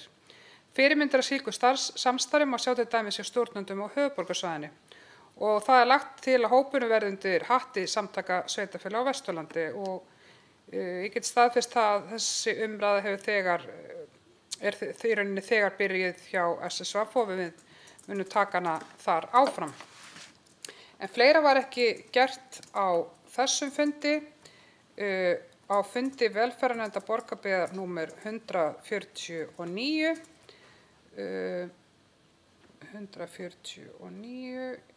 já, þá var fyrst trúnaðarbók, annar dagskrárliður var reglur fjárhagsaðstoð, en það er svona eitt af því sem við höfum verið að yfirfara núna, það eru reglur fjárhagsaðstoð í Borgarbyggð og við svona skoðun þá hefur það sem við erum í rauninni að bera okkur saman við önnur sveitarfélög og leiðbeinandi reglur frá félagsmálaráðuneytinu, þá erum við í rauninni að fara í það að skoða svona aðra leiðir sem ég ætla kannski svo sem ekki að fara tíunda hér, en það er í rauninni bara miða því hvernig svo reikniregla er sem við förum þegar við erum að taka tillit til greiðslna. En velferðarnefnd í rauninni fól félagsmálastjóra að gera útfærslu á þessu frekar og mun það væntanlega þá vera kynnt fyrir velferðarnefnd þegar það er komið. Þriðji dagskrárliður, það var sem ber heitið Gott að eldast, en þann 29. maí síðastliðinn var vinnufundur með verkefnahópi frá Borgarbyggð innleiðinguna Gott að eldast ásamt starfsmönnum í félags- og vinnumarkaðsráðuneytinu og frá heilbrigðisráðuneytinu. En eftir hádegi var svo sveitarstjórnarfólki að búið að koma til kynningar og samtals og það er horft til þess að Brákarhlíð verði miðstöð verkefnisins og drög að þjónustusamningi rekstur heimastuðnings í Borgarbyggð var lagður fram til kynningar. Næstu skref hjá starfsmönnum ráðuneytisins er að útbúa handbók samþættingu, en verkefnahópurinn í Borgarbyggð kemur svo til með að setja upp tímalínu á verkefninu sem verður kynntur frekar. En það er náttúrulega mörgu sem þarf að hyggja áður en að við förum í að samþætta þessu þjónustu, en það er ánægjulegt að sjá hversu vel vinnan fer af stað og mikill vilji er til þess að koma henni áfram. En velferðarnefnd tók vel í þá hugmynd að Brákarhlíð verði miðstöð verkefnisins og leggur áherslu á að verkefnið verði kynnt og hugað verið sérstaklega að því að starfsfólk fái kynningu, en breytingin hefur hvað sem mest áhrif á starfsfólki í heimaþjónustu ef að verður. Og velferðarnefnd óskaði jafnframt eftir því að málið verið tekið fyrir á fundi velferðarnefndar í september og þá verið tímalínan kynnt og nýjustu drög að þjónustusamningi.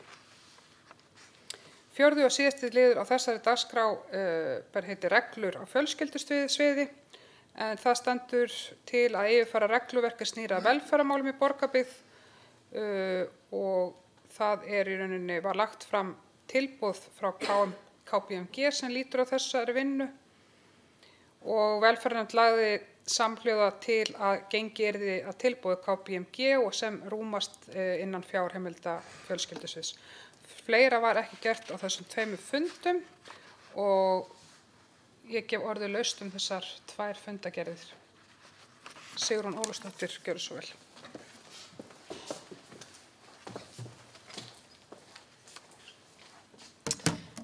Forseti, sveitarstjórn og aðrir áheyrendur.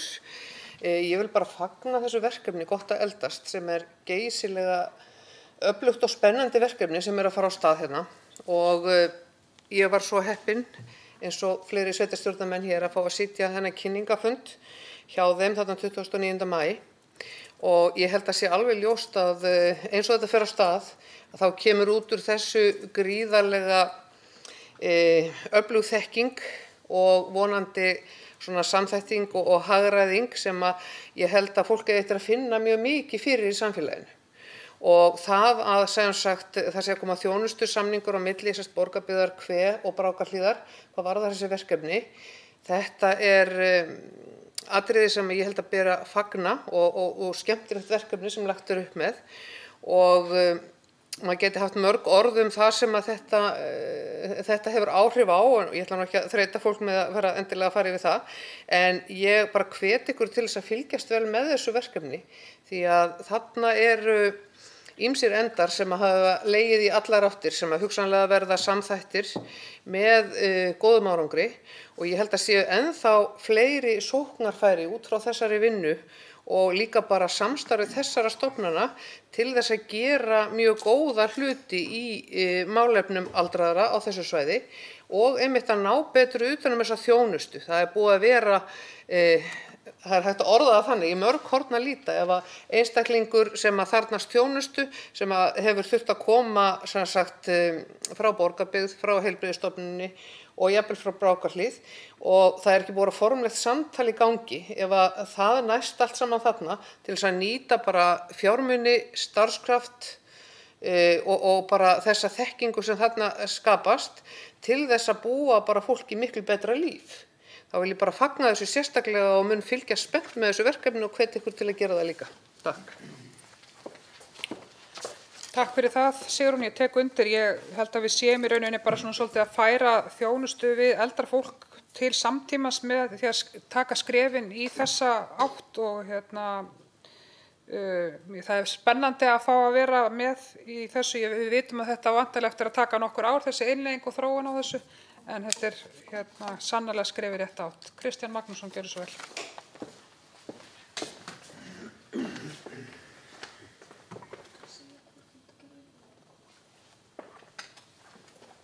Kristján.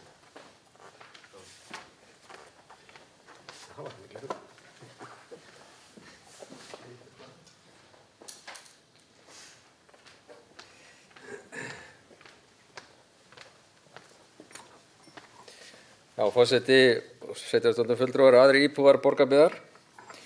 Ég ætla að tjá mig fundargerð 24, mál nr. 3. Gott að, nei, ég var alveg bullaður. Nú var ég alveg orðinn bullaður. Fundargerð 149. Já, þarna já, 149. Og já, gott að eldast. Ég ætla að taka undir með Sigrúnu og Guðbaugu það að þetta mjög spennandi verkefni.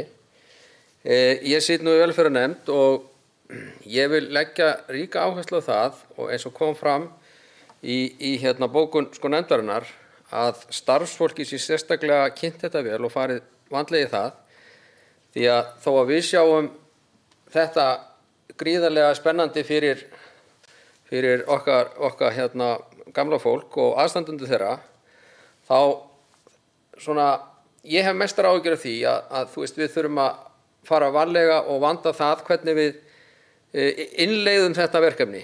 En þetta er gríðarlega spennandi og ég fagna því og það er nú stutt í það að ég verði orðinn gamall þannig að ég sé fyrir mér að þetta verði ekkert mál fyrir mína aðstandendur, svo fer maður bara í eldri mannablokkina og fer í skóla aftur og þetta er bara geggjað En ég fagna þessu en tek það skýrt fram að við þurfum að hafa gott samtal við okkar starfsfólk. Takk. Takk fyrir það, Kristján. Við tökum undir það. Svona innleiðing á svona verkefni er einmitt það sem skiptir mestu máli að gangi vel. Og orðið er ennþá laust þessar tvær fundargerðir velferðarnefndar frá fundinum 148 og 149 og það er ekki fleiri sem kveða sér hljóðs og þá teljast þessar báðar fundargerðir framlagðar. En þá erum við komin að dagskrárliði númer 25 og það er fundargerð umhverfis- og landbúnaðarnefndar frá fundi númer 63. Ég bið formanninn Sigrúnu Ólafsdóttur að koma og fara yfir fundargerðina. Gjörðu svo vel, Sigrún. Forseti, sveitarstjórn og aðrir áhorfendur. Ég vil byrja á því að þetta er nú umhverfis- og landbúnaðarnefnd að senda kollegum okkar margra norður í landi baráttukveðjur eftir hretið og allar þær hörmungar sem þar dundu yfir. Við senduðum baráttukveðjur hvort sem það er út af skepnuhaldi eða kali í túnum með öðru, okkar bestu strauma. Ég ætla að fara hér yfir fundargerð umhverfis- og landbúnaðarnefndar nr. 63 og þar var fyrst hjá okkur á dagskrá liður sem hér tilkynningar afgangsfé árið 2024.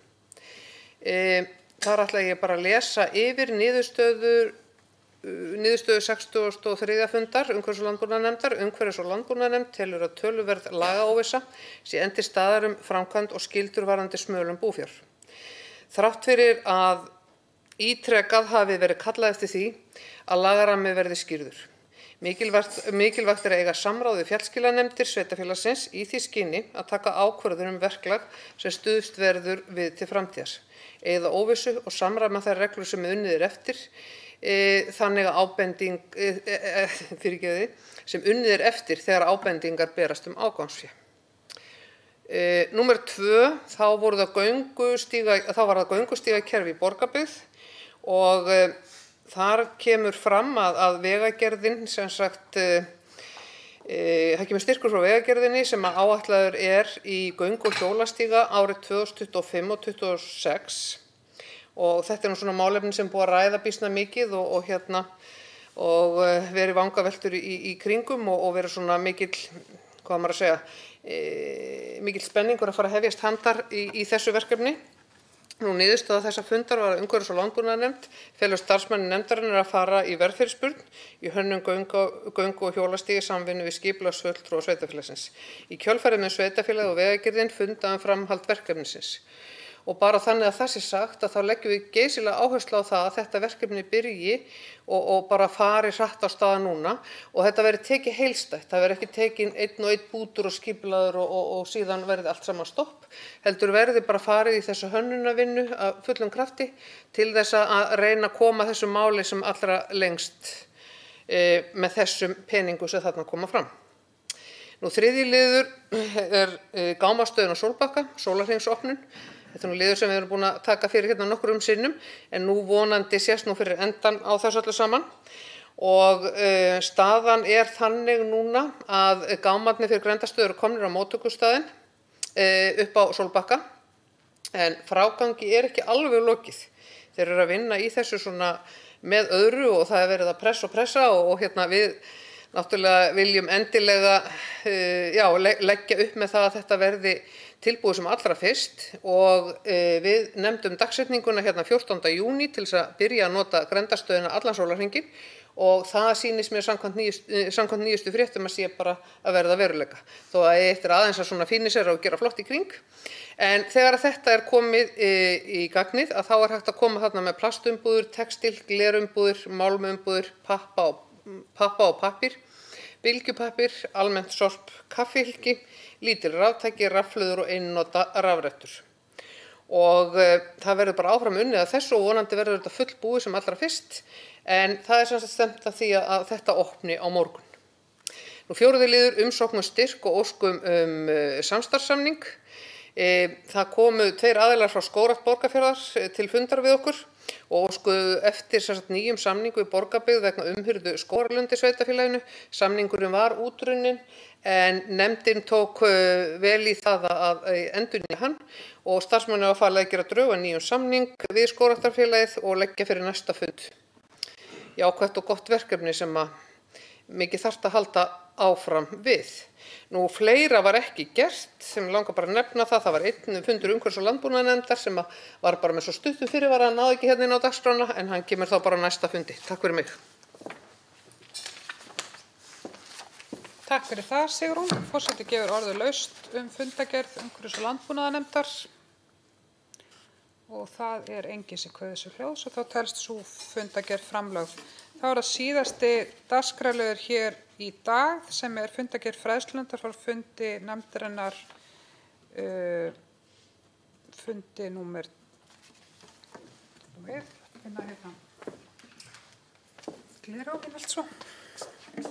fundur númer 234 og ætlar forseti að fara yfir þá fundagerð þar sem að formaður er ekki hér á staðnum. En þetta var fundagerð í 5 dagskrárliðum. Fyrsti dagskrárliðurinn var kynntar hugmyndir spretthóps breytingar á tómstundakstri.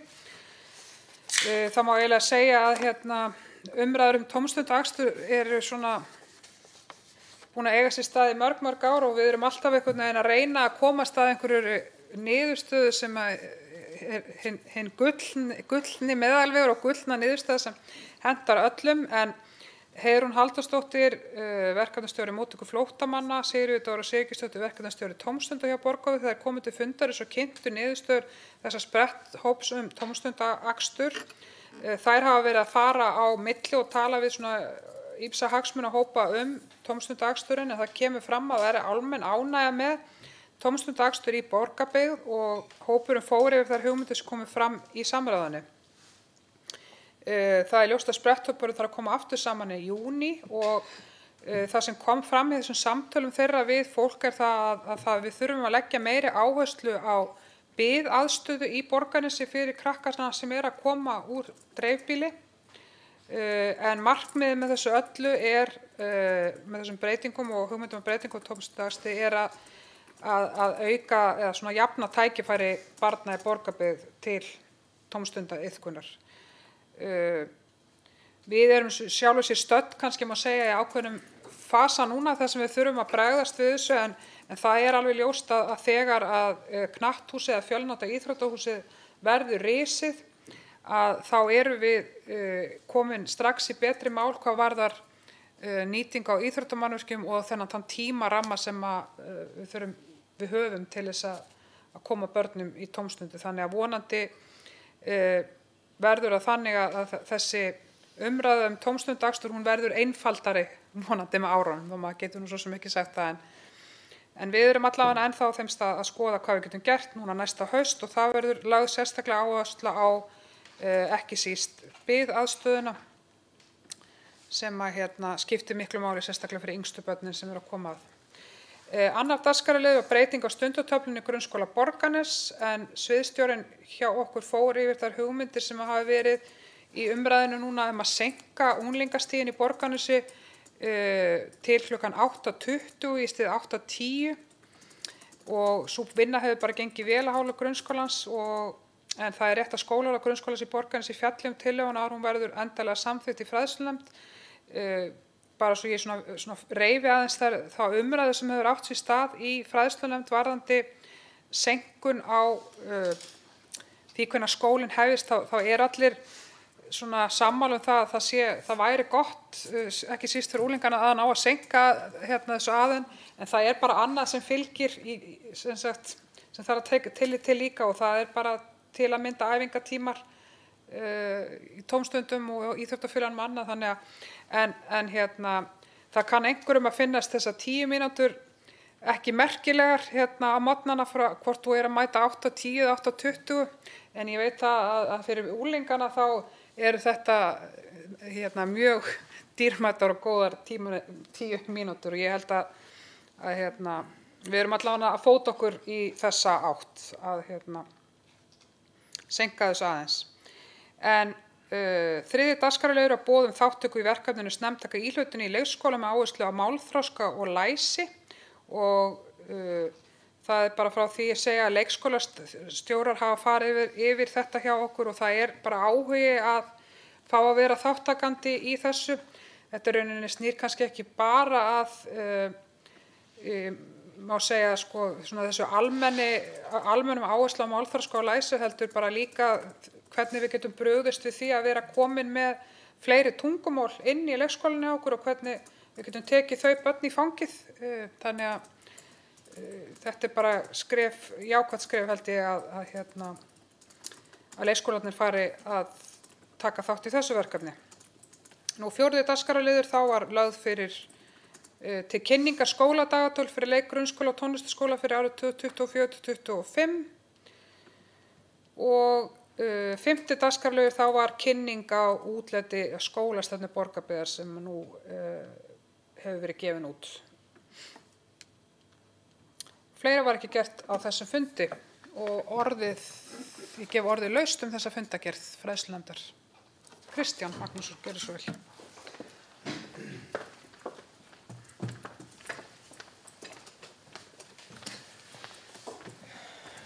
Forseti, sveitarstjórnarfulltrúar og aðrir íbúar. Ég kem undir fundagerð fræðslunefndar nr. 284, lið nr. 1. Ég ætla að byrja því að fagna því að þessi vinna farin á stað og tala núna sem talsmaður Vesturlínunar sem hefur ekki haft tómstundaakstur,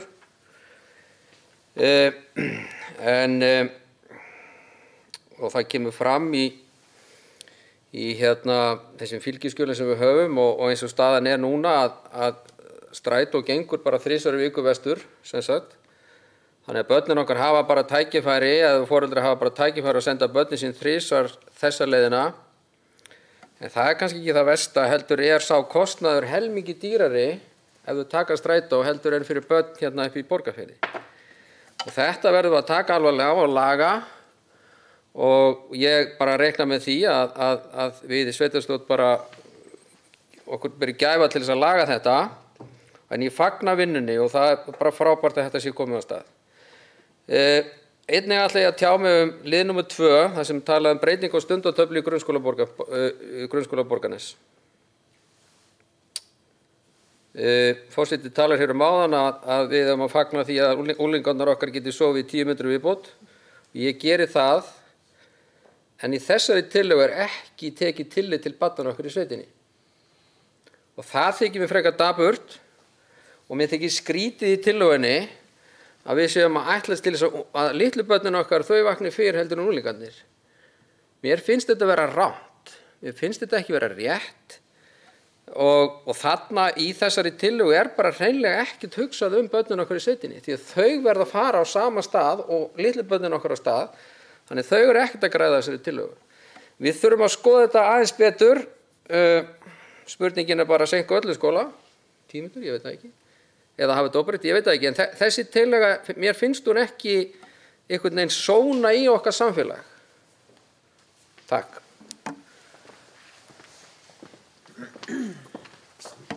Takk fyrir það, Kristján. Kannski svarið í varðandi þessa tímasetningu, ég átta mig alveg hvað þú ert að meina með þessu. Það væri í rauninni komið umræðan svo upp að það væri bara langbest að skólinn myndi bara byrja klukkan 9, það væri bara þægilegt fyrir marga og líka bara þá sem myndi þurfa að koma langt að í akstri og ég veit að einmitt sérstaklega börn sem að koma á vestursvæðin að þau eru hver alltaf hátt í klukkutíma í bíl. Það eitt af þeim viðfangsefnum sem við þurfum að eiga við í þessu er í rauninni það að öll börnin geti ekki komið á sama tíma inn í skólan og geti ekki allir verið í morgunmat eða skólabílinn með innabæður á sama tíma en vissulega þetta bara eðlileg og góð ábending og ég held að við séum í rauninni að taka svona ákveðin bara fyrstu skrefis og þetta á eftir að þróast og mikilvægt held ég að allir svona fái að koma að borðinu í þessari umræðu breytingar á stundatöflunni.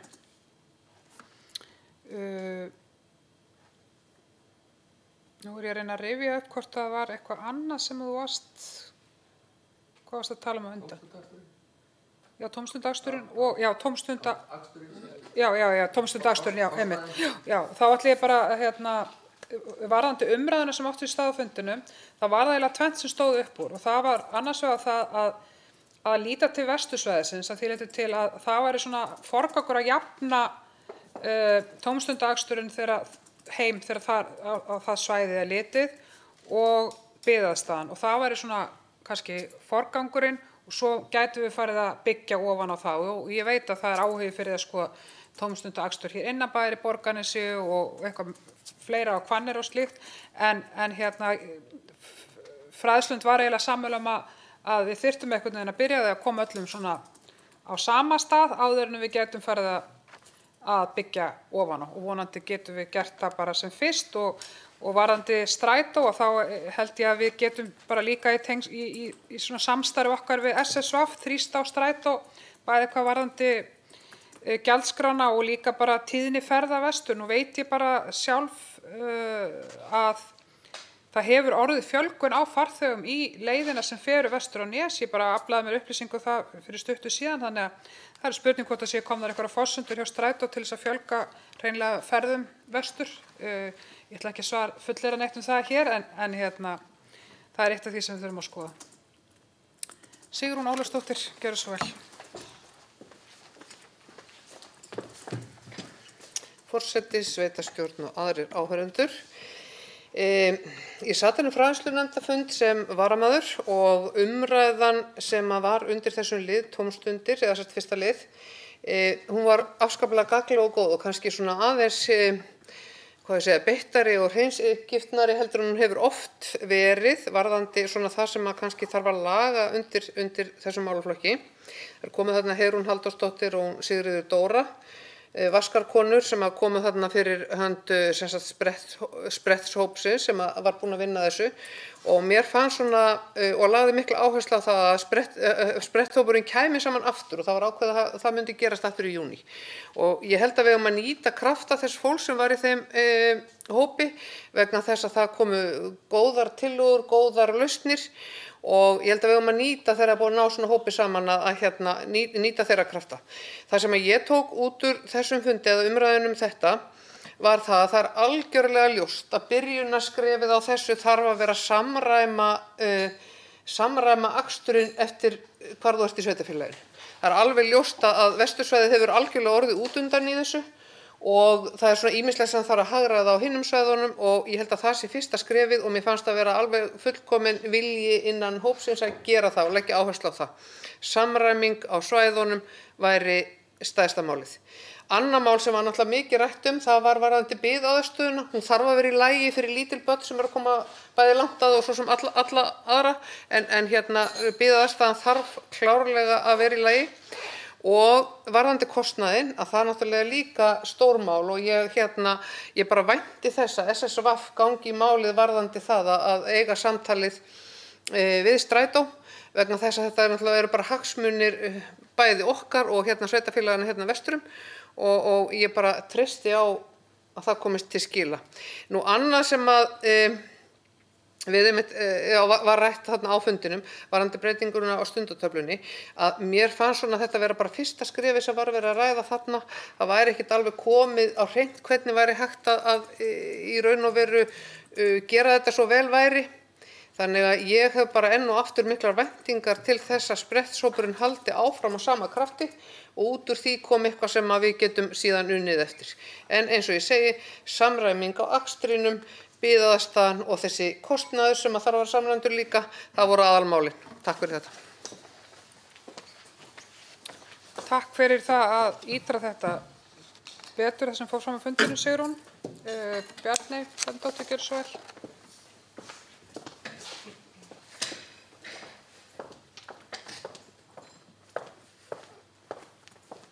Forseti, sveitarstjórnarfulltrúar og aðrir áheyrendur. Mig langar bara að koma því á framfæri að samtali við Vegagerðina sem sér strætóin á þessu svæði hafið. Við áttum fund daginn og þau áttuðu sig alveg á því að þetta væri ekki endilega það væri svigrúm til úrbóta og horfa á almenningssamgöngur sem jöfnunartæki. Að börn þurfa ekki að líða fyrir fjárhagsstöðu foreldra og forráðamanna til þess að geta stundað íþróttir og tómstundir. Þannig að þau eru meðvituð það og samtali hafið. Þannig að þetta vonandi bara stendur allt til bóta. Ég vildi bara brýna það að þetta það eru allir aðilar meðvitaðir þessa vankanta sem þarf að sníða af. Takk fyrir það, Bjarni, og orðið er ennþá laust undir fundargerð fræðslunefndar. Og það eru ekki fleiri sem kveða svo hljóðs og þá telst sú fundargerð framlögð og þar með dagskrá sveitarstjórnar tæmd í dag. Ég þakka sveitarstjórnarfulltrúum fyrir góðar umræður, starfsmönnum fyrir undirbúning og vinnu á fundinum. Eiríki, tæknimönnum okkar Knáa, þakka ég fyrir sitt hlutverk og segi þessum fundi slitið.